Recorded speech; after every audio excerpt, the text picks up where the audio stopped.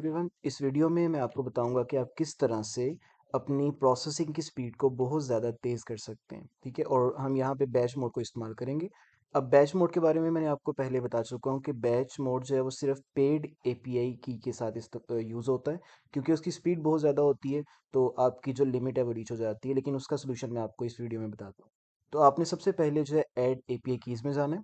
यहाँ पर आपकी ग्रॉक की ऑलरेडी सेव हुई होगी। ठीक है, आपने उसको यहाँ से आई के बटन पे क्लिक करके की को कॉपी कर लेना है और इस की को यहाँ से डिलीट कर देना।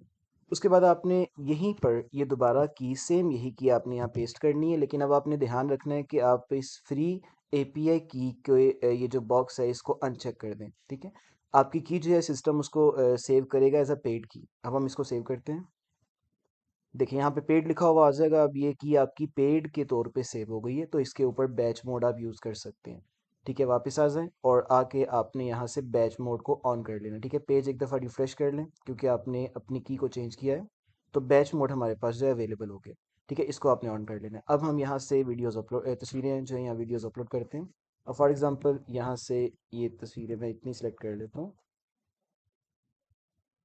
क्योंकि मैंने 51 फाइल्स जो हैं वो अपलोड की हैं। और नॉर्मली जो ग्रॉक है उसकी लिमिट होती है कि वो 1 मिनट के अंदर सिर्फ 30 फाइल्स जो है वो एक्सेप्ट करता है। तो डेफिनेटली यहाँ पे हमें एरर आने वाली है। सो हम यहाँ से सिर्फ जेमिनाई और इसको सिर्फ हम ग्रॉक को सिलेक्ट करेंगे, बाकी दोनों को यहाँ से डिसेबल कर देंगे। जी, देन हम जनरेट एंड क्यू पे क्लिक करते हैं। अब आप यहाँ पे इसकी स्पीड चेक करें कि कितनी ज़्यादा स्पीड है। वार्मिंग अप जो फेज़ होती है, इस फेज़ के अंदर सिर्फ एक एक फाइल एट अ टाइम जो है भेजी जाती है, और ये पहली 5 फाइल्स हैं वो वार्म अप फेज़ के अंदर जाती हैं। उसके बाद फिर हमारे पास जो है वो स्पीड ज़्यादा हो जाएगी। ठीक है, और नेक्स्ट फेज़ जो है वो स्टार्ट हो जाएगी। तो 5 फाइल प्रोसेस हो चुकी। अब हमारे पास क्रूज़ फेज़ है, और इसमें आप प्रोसेसिंग की स्पीड देखें। अभी 5 फाइल्स प्रोसेस थी, अब 10 हो गई हैं। इसी तरह से हमारे पास जो है वो 4 एंड 15 हो गई, मतलब 15 फाइल्स प्रोसेस हो भी चुकी हैं। ठीक है, सेम ऐसे ही 20 फाइल्स प्रोसेस्ड।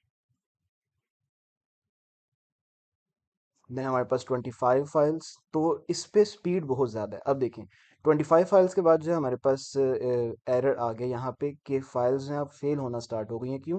क्योंकि ग्रॉक की जो लिमिट है वो रीच हो गई हुई है। ठीक है, अब ग्रॉक जो है वो 1 मिनट के अंदर जो है ज़्यादा फाइल्स को एक्सेप्ट नहीं करेगा।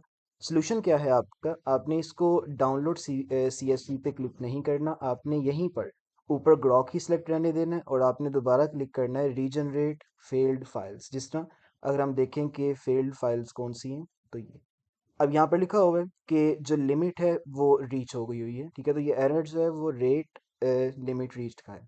तो सिंपल हम इस तरह ही इसको रहने देंगे और यहाँ से क्लिक कर देंगे रीजनरेट फेल्ड फाइल्स। अब होगा क्या कि ये फाइल्स दोबारा से रीजनरेट होंगी, थोड़ा सा स्लो होंगी, लेकिन हमारे पास 34 फाइल्स ऑलरेडी प्रोसेस हो चुकी हैं। ठीक है, तो ग्रॉक इनको आहिस्ता आहिस्ता प्रोसेस करता जा रहे हैं। ठीक है, 16 फेल्ड हैं अभी, और 15 सो ऑन। अब इस तरह से आहिस्ता आहिस्ता ये फाइल्स प्रोसेस होती जाएंगी, लेकिन फिर भी हमारी प्रोसेसिंग की स्पीड काफ़ी हद तक तेज़ हो चुकी है। हमने 37 या 35 जो पहले फाइल्स थी उनको बैच के ज़रिए बहुत स्पीडीली प्रोसेस करवा लिया।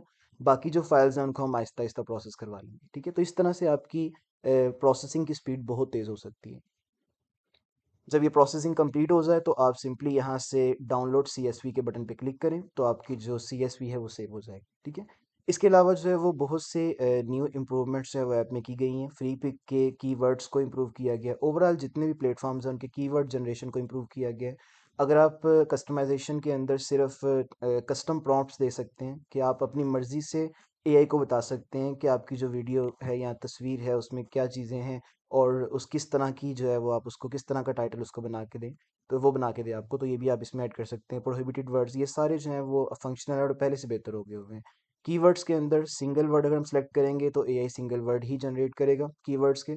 डबल वर्ड्स में वो डबल वर्ड ही जनरेट करेगा, और मिक्स्ड कीवर्ड्स के अंदर वो मिक्स देगा। ठीक है, समटाइम एआई इसमें इशू कर जाता है कि नॉर्मली अगर हम सिंगल वर्ड सेलेक्ट करते हैं तो अगर तो मॉडल आपका बहुत अच्छा है, अगर जेमिनाई का आप पेड वर्जन यूज़ कर रहे हैं एपीआई का, तो फिर तो एरर नहीं आती, लेकिन some time minor mistakes error जो है वो एआई दे सकता है। ठीक है, अच्छा यहाँ तक हमारे पास सिर्फ 2 फाइल्स रह गई हैं अभी तक।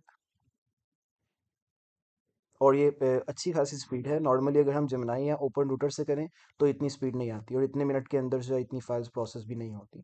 अभी वीडियो को तकरीबन जो है वो 5 मिनट हुए हैं, और ये हमारी प्रोसेसिंग जो है वो कंप्लीट हो गई। अब यहाँ से आप डाउनलोड CSV करेंगे, और इस CSV फाइल को आप यहाँ से ओपन करके देख लें। तो अब एक और चीज़ इसमें ऐड की गई है कि कैटेगरी का कॉलम जो है वो भी इंट्रोड्यूस करवा दिया। तो अडोब जो है वो कैटेगरी का कॉलम भी रिक्वायर करता है, ज़रूरी नहीं है लेकिन हमने इसको ऐड कर दिया यहाँ पे। और आप देख लें कि जितनी भी फाइल्स हैं आपकी, वो सारी की सारी प्रोसेस हो चुकी हैं।